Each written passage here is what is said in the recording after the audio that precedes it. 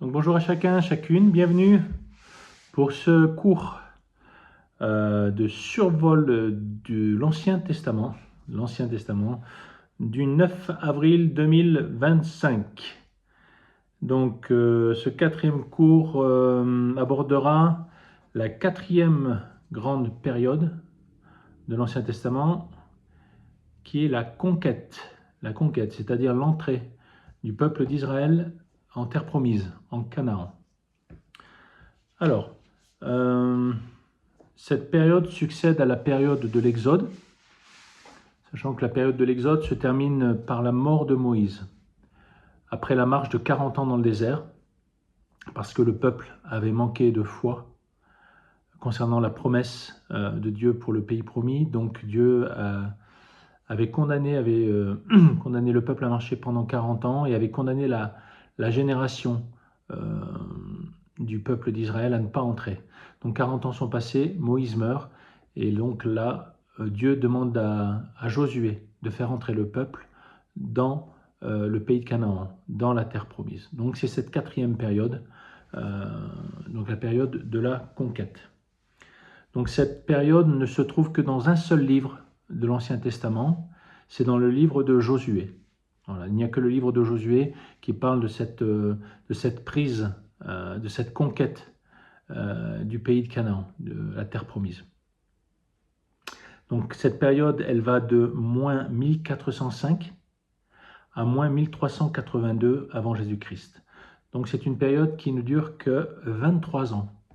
La conquête de Canaan a pris 23 ans. Donc c'est quand même très rapide pour conquérir la Palestine, en fait, pour entrer dans le pays de la promesse. Donc les principaux personnages de cette période de la conquête sont Josué, bien sûr, Caleb, Rahab et Akan. Caleb qui était ce deuxième espion qui avait donné un rapport positif quand, avant la marche dans le désert, quand il s'agissait de savoir si le peuple devait rentrer dans la terre promise. Rappelez-vous, chaque tribu avait envoyé un espion, et sur les 12 espions, donc, il y en a 10 qui ont donné un mauvais rapport et 2 qui ont donné un bon rapport. C'était Josué et Caleb. Donc, hélas, pour Josué et Caleb, ils ont subi la sentence de Dieu parce qu'ils ont marché avec le peuple pendant 40 ans, alors que eux avaient manifesté la foi en Dieu concernant la promesse, mais Dieu et Moïse, bien sûr, leur avaient fait la promesse que eux rentreraient dans le pays de Canaan. Et c'est ce qui s'est passé en fait. Donc Josué et Caleb entrent après 40 ans de marche dans le désert, dans le pays de la promesse. Les principaux événements de cette période, il y en a 3. Donc le premier événement, c'est l'invasion du pays, quand le peuple d'Israël va rentrer en Palestine, dans la structure de la terre promise. Ensuite, la deuxième période, c'est la conquête. Donc ça va être les batailles sur les villes de ce pays. Et la troisième, donc c'est le partage du pays. Une fois que le pays sera conquis, le pays va être partagé entre les tribus. Voilà, ce sont donc les principaux événements de cette quatrième période qu'est la conquête. Donc, les points communs entre la période de l'Exode et la période de la conquête, c'est que Dieu va ouvrir les eaux pour permettre au peuple de rentrer. On voit en Exode que Dieu ouvre la mer Rouge pour permettre à son peuple de quitter l'Égypte. Et on voit en Josué, donc dans la conquête, que Dieu va ouvrir le Jourdain pour que son peuple puisse entrer en Canaan. Donc c'est un point commun assez intéressant. Donc, concernant l'invasion du pays, ça va du chapitre 1 au chapitre 5 du livre de Josué. Donc au chapitre 1, on voit les préparatifs. Donc avant d'entrer dans le pays, Dieu va encourager Josué, premièrement, à ne pas se détourner de la loi de Moïse qui a été reçue au mont Sinaï. Et ensuite, Dieu va lui promettre d'être avec lui. On voit ça au verset 9 du chapitre 1. Dieu lui dit « L'Éternel, ton Dieu, est avec toi partout où tu iras ». Et c'est cette promesse que Dieu nous fait aussi en Matthieu 28, 20, quand Jésus nous dit « Je suis avec vous tous les jours jusqu'à la fin du monde ». Dieu est le même. Le Dieu de l'Ancien Testament est le même que dans le Nouveau Testament, à savoir Jésus-Christ. Et cette promesse est valable pour nous aussi. Dieu est avec nous partout où nous allons, parce que maintenant, il vit en nous. Ça, c'est intéressant. Hein. Le chapitre 2, on voit l'entrée dans le pays. Donc, 2 espions sont envoyés dans le pays de Jéricho. C'était la première ville du pays qui était à conquérir. Donc, Josué envoie 2 espions.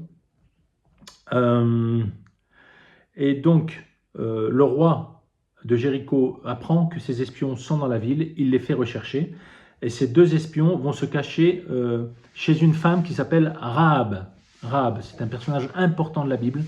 Donc, c'est une ancienne prostituée qui s'était convertie à Dieu.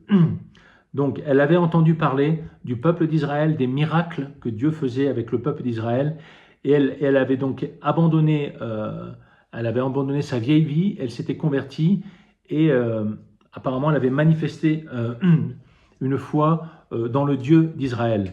Donc, apparemment, la ville devait le savoir, parce que c'est là que vont se cacher les 2 espions, donc il devait y avoir des murmures, des propos concernant Rahab et sa foi dans le Dieu d'Israël. Et le roi de Jéricho devait le savoir aussi, puisque c'est là où les soldats vont aller chercher les espions, en fait, chez Rahab. Donc, voilà, c'est assez intéressant. Ensuite, on apprend que Rahab, après la délivrance, donc après la prise de la ville de Jéricho, épousera un juif nommé Salmon, et cette femme, écoutez, et tenez-vous bien, elle deviendra l'arrière-arrière-grand-mère du roi David. C'est assez intéressant, hein? C'est assez intéressant. Donc Rahab est l'arrière-arrière-grand-mère de David. Et donc, elle est dans la lignée, elle fait partie de la lignée de Jésus-Christ, puisque Jésus est un descendant de David. C'est assez intéressant. Ça nous parle de la grâce de Dieu. Dieu est le même et sa grâce est la même. Donc Rahab, qui normalement aurait dû périr avec le peuple de Jéricho, à cause de sa foi, Dieu en a fait un personnage incroyable, qui fait partie de la lignée de Jésus. Et c'est pareil pour nous. Dieu nous a rachetés de tout ce que nous étions et de tout ce qui aurait dû normalement nous séparer de lui, mais dans sa grâce est infinie, illimitée, même pour une ancienne prostituée. Donc au chapitre 3, on va voir le passage du Jourdain. Donc le peuple va passer le Jourdain, et c'est assez intéressant.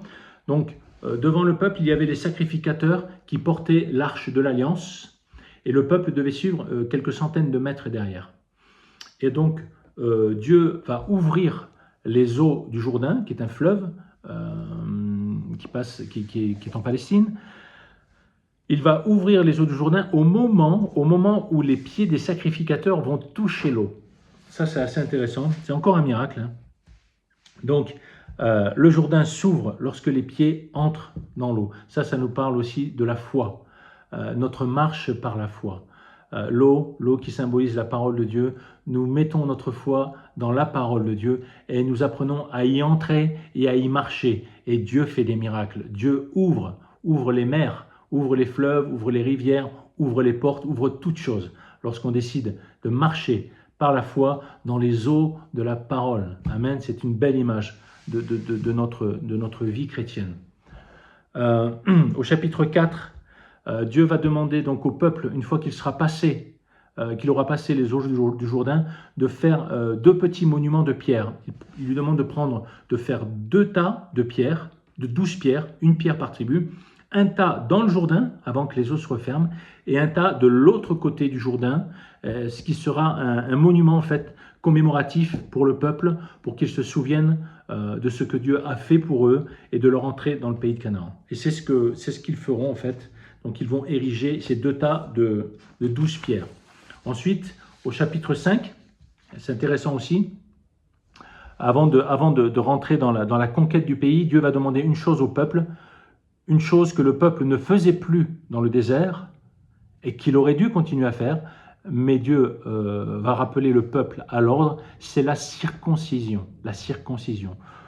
ce signe d'appartenance au peuple de Dieu qui avait été donné à Abraham et que Moïse aurait dû faire aux générations. La circoncision s'est arrêtée. Dieu, avant d'aller plus loin, après avoir passé le Jourdain, va demander au peuple de circoncire tous les hommes. Tous les hommes.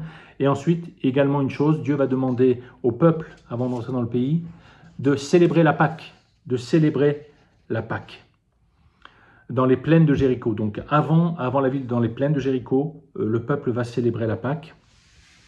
Et avant de commencer la conquête, on voit ça aussi également au chapitre 5, Josué va rencontrer un prince céleste, une apparition qui va se présenter comme étant le chef de l'armée de l'Éternel. Voilà comment se présente cette personne. Et elle vient devant Josué. Et Josué lui dit, mais tu es contre nous, avec nous? Josué ne sait pas trop comment réagir. Et en fait, voilà, c'est une Christophanie, c'est-à-dire c'est une apparition, c'est une manifestation physique de Jésus-Christ sur terre, avant sa venue sur terre. Et donc c'est pour ça que ce prince céleste, chef de la main de l'Éternel, va demander une chose à Josué, c'est la même chose que pour Moïse au buisson ardent. Il va lui dire, enlève tes souliers de ce lieu car il est saint.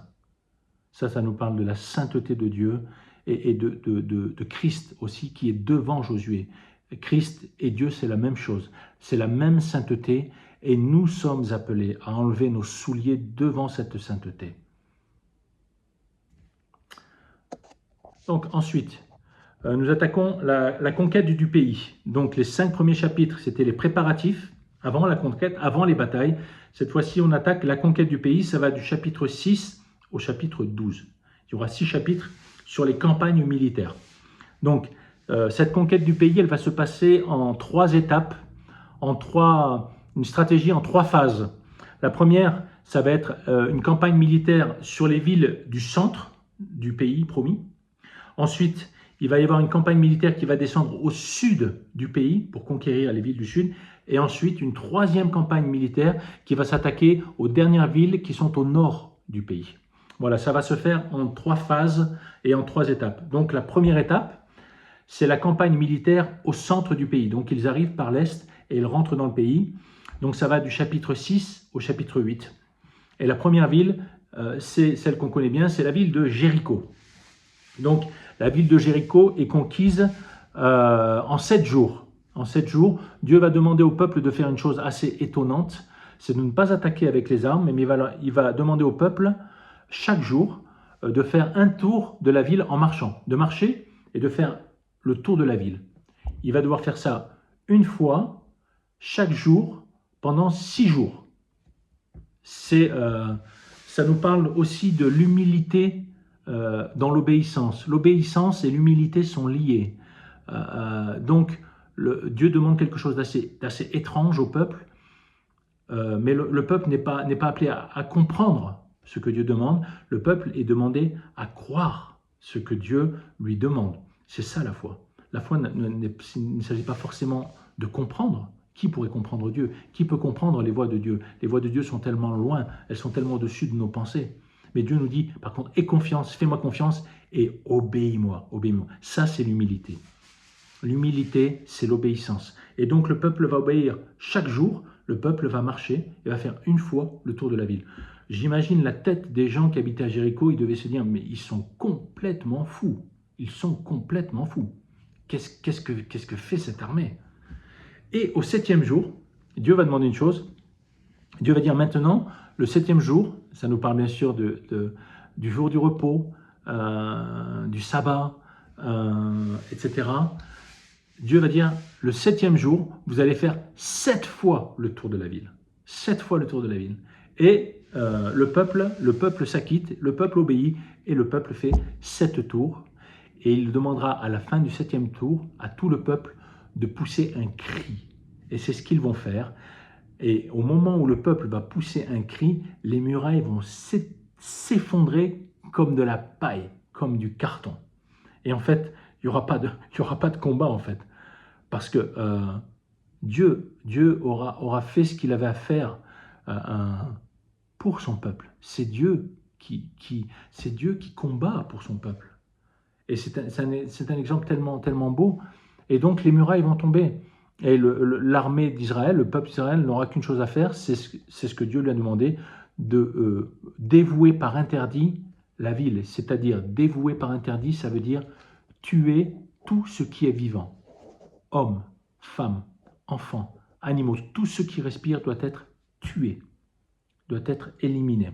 C'est un passage qui a posé et qui pose beaucoup de problèmes pour les chrétiens, parce qu'on peut se dire, mais comment un Dieu de grâce, un Dieu d'amour peut-il demander de tuer tous ces gens comme ça? Mais c'est tellement cruel, ça paraît tellement cruel. Mais il faut comprendre le contexte socio-culturel de l'époque. Dans le pays de Canaan, il est dit que les peuples et les cultures étaient tombés à un tel niveau de dépravation. Quand on parle de dépravation, on parle d'idolâtrie. Ils adoraient des divinités, ils sacrifiaient des enfants dans le feu, ils brûlaient des enfants vifs dans le feu. Il est parlé aussi d'une dépravation sexuelle, comme Sodome, comme Gomorrhe. Donc Dieu ne fait pas de compromis avec ça. Dieu ne fait pas de compromis. Pour Dieu, ces choses doivent être éliminées, elles doivent disparaître totalement. Parce qu'une culture comme ça, elle doit être effacée. Les enfants de ces cultures-là ne doivent pas pouvoir reprendre la culture. C'est pour ça que Dieu ne rigole pas avec le péché. Pour Dieu, le péché doit être anéanti. Anéanti. Parce que sa sainteté ne fait pas de compromis avec le péché. C'est ça, être dévoué par interdit. C'est littéralement en rapport direct avec la sainteté de Dieu et la dépravation du péché humain. Et c'est ce que le peuple d'Israël va faire. Ils vont dévouer par interdit tout ce qui est vivant. Sauf Rahab et sa famille qui avaient accueilli les espions. Parce que c'était une promesse que les espions leur avaient faite. Donc Rahab sera épargnée, ainsi que sa famille. Puisque ensuite elle épousera Salmon. Salmon, pas Salomon, hein, Salmon qui était un juif. Donc après la victoire sur Jéricho, malheureusement Israël va placer sa confiance dans sa force, dans sa capacité. Elle va dire waouh, on est tellement fort que bon, pour la prochaine ville qui s'appelle Haï, A-I, les conseillers militaires disent non mais c'est pas la peine d'envoyer beaucoup d'hommes, c'est une petite ville, on va la prendre comme ça, on est bon, on est fort. Voilà, ça nous parle de la faute qu'on peut parfois faire. C'est celle de s'appuyer sur nos propres capacités, notre propre force, notre propre sagesse, notre intelligence. Dieu est vraiment très sensible à ça, très sensible à ça. Dieu nous demande vraiment d'être vigilant avec ça, même dans notre propre vie. Jérémie 17,5 nous dit « Maudit soit l'homme qui se confie dans l'homme et qui prend la chair pour son appui. » Et qui prend la chair pour son appui. Il détourne son cœur de l'Éternel. Et donc, c'est ce qui s'est passé avec le peuple d'Israël sur la deuxième attaque de la ville d'Aï. Donc, Dieu ne va pas permettre que le peuple d'Israël gagne. Ils vont vivre une cuisante défaite. Une cuisante défaite. Il va y avoir des morts. Il va y avoir des morts parmi le peuple d'Israël.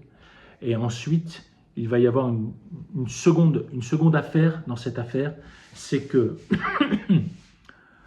un homme du peuple qui s'appelle Akan, A-K-A-N, en fait, a désobéi à l'ordre de vouer par interdit la ville de Jéricho. Cet homme va voler un manteau, il va voler de l'argent et il va voler un lingot d'or, discrètement, sans rien dire à personne. Mais on ne ment pas à Dieu. On ne ment pas à Dieu.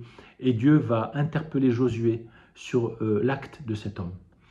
Et Dieu va donc révéler à Josué le péché de cet homme, et le péché d'Akan va être traité par le peuple. Dieu va demander à ce que cet homme, sa famille, ses biens, ses troupeaux, tout ce qui appartient à cet homme doit être détruit.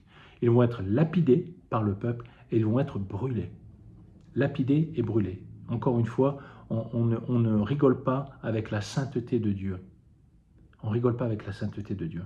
Et Akan a commis une grosse erreur. Et en plus, il a associé le peuple à son péché sans rien dire. Ça nous parle aussi le péché par association. Parfois, on peut être impliqué dans le péché d'autres sans même savoir que nous avons une responsabilité là-dedans. mais Dieu le traitera aussi. Dieu le traitera aussi, c'est ce qui s'est passé. Donc Dieu a ôté le péché de son peuple. Ensuite, ils vont rattaquer la ville d'Aï, mais cette fois-ci en suivant les conseils de Dieu, qui consistera en une embuscade. Dieu va demander à Israël de tendre une embuscade à la ville d'Aï, et c'est ce qu'ils vont faire. C'est comme ça qu'ils vont conquérir, qu'ils vont gagner la ville d'Aï. Ensuite, la campagne militaire du Sud, elle va du chapitre 9 au chapitre 10. Donc, il y a un fait intéressant dans cette histoire, c'est les Gabaonites. Les Gabaonites, c'était une ville du Sud. Quand ils ont appris qu'en fait que Dieu était en train de donner le pays au peuple d'Israël, ils ont eu peur. Et ils vont faire une chose incroyable.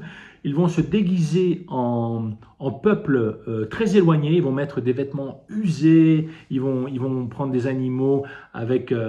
Ils vont se déguiser en peuple qui arrive de très loin, fatigué, affamés. Et ils vont aller rencontrer Israël. Ils vont dire voilà, on est un peuple lointain.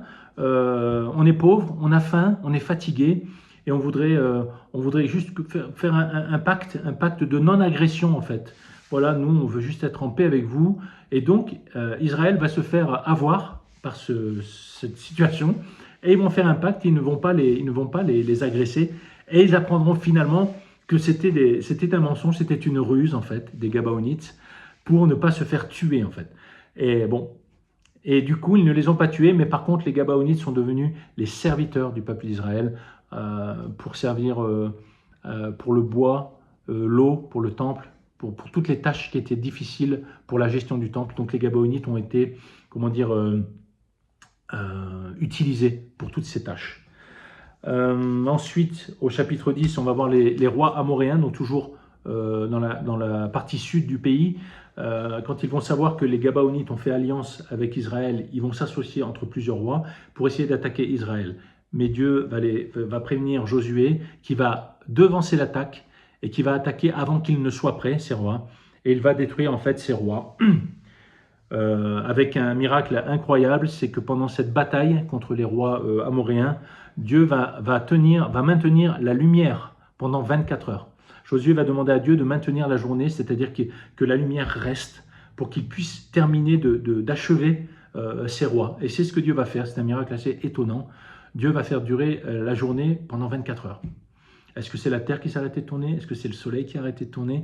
Est-ce que on pense plutôt que c'est la luminosité. Dieu a fait durer la luminosité plus longtemps que la norme. Comme ça s'est passé pour les ténèbres, lorsque Jésus a été crucifié, il a fait nuit pendant 3 heures. Dieu a pu tenir des ténèbres pendant 3 heures. Et là, il a fait tenir de la lumière pendant 24 heures. Ensuite, troisième campagne militaire dans la conquête, c'est la campagne militaire au nord. Elle va du chapitre 11 au chapitre 12. Chapitre 11, Josué va conquérir la ville de Hatzor. Hatzor, c'était la plus grosse ville du nord, avec toutes les villes aux alentours. Ensuite, on trouve au chapitre 12 donc, la liste de tous les rois qui ont été vaincus pendant cette conquête. Voilà, donc ensuite, on arrive à la troisième partie, troisième événement, c'est le partage du pays. Donc la conquête est terminée. Les villes ont été vaincues, les rois ont été vaincus, Israël a gagné. Donc maintenant, du chapitre 13 au chapitre 24, on va voir le partage. Comment Dieu va partager le pays parmi les tribus d'Israël.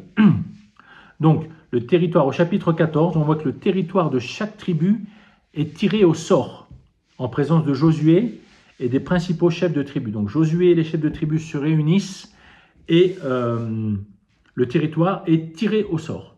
Bon. Petite parenthèse dans ce chapitre, du verset 7 au verset 12, il y a quand même Caleb qui se manifeste pour revendiquer une promesse que Moïse lui avait faite. Moïse lui avait promis une partie du pays. Et Caleb va redemander cette partie en rappelant que c'était une promesse de Moïse, et ça va être accepté par Josué et par les chefs de tribu. Donc Caleb, âgé de 85 ans, va récupérer ce territoire montagneux, il me semble, qui lui avait été promis par Moïse. Du chapitre 15 au chapitre 23, donc on voit le partage du territoire. Donc je vais le lister rapidement. Donc c'est juste pour l'information. Donc à l'est du Jourdain, c'est-à-dire avant l'entrée du pays, il y a Ruben, Gad et la demi-tribu de Manassé qui vont hériter de cette partie. Ensuite, Après le Jourdain, à l'ouest, vous aurez donc Juda, Éphraïm, l'autre demi-tribu de Manassé, Benjamin, Siméon, Zabulon, Issachar, Aser, Nephtali et Dan. Voilà. Sur Internet, vous avez des très belles cartes où vous pouvez voir en fait le partage, la répartition du territoire aux tribus. Il y a beaucoup de cartes. Donc je vous encourage, juste par curiosité, pour voir un peu comment le pays a été partagé sur Internet. À savoir que sur les 12 tribus, il y a une tribu qui n'a pas eu de territoire. C'est la tribu de Lévi, la tribu des sacrificateurs. Pourquoi? Parce que Dieu avait déclaré que, en fait, l'Éternel sera leur part. La part de la tribu de Lévi, ce n'est pas un terrain, ce n'est pas un territoire, c'est l'Éternel. Parce qu'ils sont sacrificateurs, en fait. Donc, ils sont voués, ils sont destinés au service de l'Éternel. Donc, ils n'auront pas de territoire. Par contre, Dieu va leur donner des villes dans chaque territoire. Et donc, la tribu de Lévi va recevoir 48 villes réparties dans les 11 tribus. Donc, dans les 11 tribus, Dieu va prendre des villes et va les donner à la tribu de Lévi. Entre autres, les 6 villes refuges. Vous savez, c'était ces villes où on était protégé quand il y avait un accident qui était commis, qu'on avait tué quelqu'un par accident. Et pour pas que la famille se venge de nous, on pouvait aller dans une ville refuge le temps que le sacrificateur examine l'affaire et rende un jugement sur l'affaire, etc. Donc, voilà. Et le dernier chapitre du livre de Josué, donc, c'est le dernier message de Josué avant sa mort. Donc, Josué va donner un dernier message au peuple avant de mourir. Donc, il va lui faire 4 rappels. Donc, Josué va lui rappeler la fidélité de Dieu, c'est très important. Depuis l'Égypte jusqu'au pays promis, c'est un élément important. Dieu est fidèle. Dieu est fidèle. Et je crois que ce rappel de fidélité, on peut se le faire dans notre propre vie. Dieu est fidèle. Pour ma part, depuis tant d'années, je vois la fidélité de Dieu dans tellement de petits détails de ma vie, et dans les grandes choses bien sûr, mais dans les détails aussi. Dieu est fidèle, il est avec nous et il sera avec nous jusqu'à la fin. Il va donner un avertissement au peuple concernant la désobéissance. Il va les avertir de ne pas désobéir à Dieu, parce qu'il y a toujours des conséquences quand on désobéit à Dieu, toujours.